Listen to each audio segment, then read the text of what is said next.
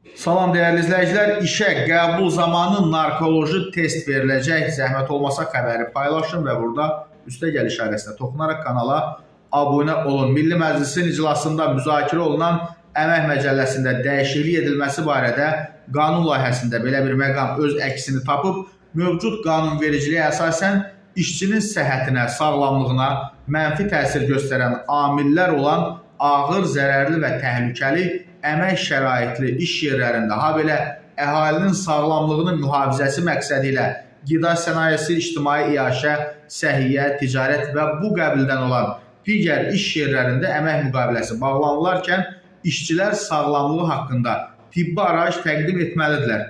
Qanun layihəsinə əsasən siyasi müvafiq icra hakimiyyəti orqanının müəyyən etdiyi orqan tərəfindən müəyyən edilən narkoloji xəstələr üçün fəaliyyət məhdudiyyəti nəzərdə tutulmuş peşə növlərinə və vəzifələrə işə qəbul edilərkən işçilər dövlət narkoloji tibb müəssisəsi tərəfindən verilmiş tibbi müayinə, tibbi yoxlama haqqında rəy təqdim etməli olacaqlar. Ümid eləyək ki, o rəyləri pulla satmayacaqlar. Bu çox yaxşı qanundur. Yuxarıda nəzərdə tutulmuş arayış və rəy olmadan işçinin müvafiq peşə və vəzifəyə işə qəbul edilməsi qadağan ediləcək. Müzakirələrdən sonra sənəd səsverməyə qəbul edilərək 3-cü oxunuşda qəbul edilir.